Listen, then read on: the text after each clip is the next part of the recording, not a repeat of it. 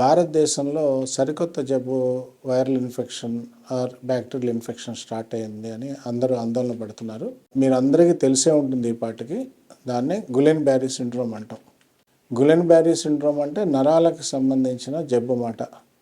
ఇప్పుడు మెదడుకి సంబంధించి, నరాలకు సంబంధించి మనిషిలో మెదడు, తర్వాత చిన్న మెదడు, వెన్నుపూస, కాళ్ళు చేతుల్లో నరాలు ఉంటాయి.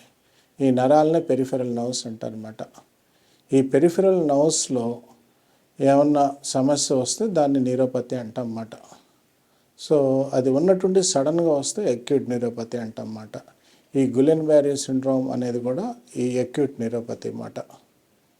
ఇప్పుడు మొన్న పూణేలో దాదాపు ఒక 150 నుంచి 200 కేసుల దాకా ఇవి రికార్డ్ అయినాయి. భారతదేశ హిస్టరీలో, ప్రపంచ హిస్టరీలో ఫస్ట్ టైము ఇట్లా ఇన్ని కేసులు ఒక ఏరియాలో రికార్డ్ అవ్వటం. మామూలుగా ప్రతి 1,00,000 మందిలో 1 నుంచి 2 మందికి మాత్రమే వస్తుంది. అలాంటిది ఒకేసారి ఎంతమందికి వచ్చేటప్పటికి అందరూ ఆందోళన పడ్డారు. ఇక్కడే కాకుండా భారతదేశంలో మహారాష్ట్రలో మిగిలిన కొన్ని పార్ట్స్లో, బాంబేలోను, ఢిల్లీలో కూడా రిపోర్ట్ అయినాయి.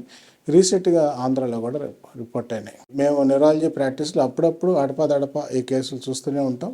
అది మామూలుగానే మన మనుషులకి ఎప్పటి నుంచో ఉన్న ఒక హెల్త్ ప్రాబ్లం, అది వస్తూనే ఉంటుంది. కాకపోతే ఒక్కసారి వీటి సంఖ్య పెరగడంతో అందరికీ కూడా ఆదుర్ద అనేది పెరిగింది అన్నమాట. ఇది ఏమై ఉండొచ్చు అని రకరకాల ఊహాగానాలు అయితే ఉన్నాయన్నమాట.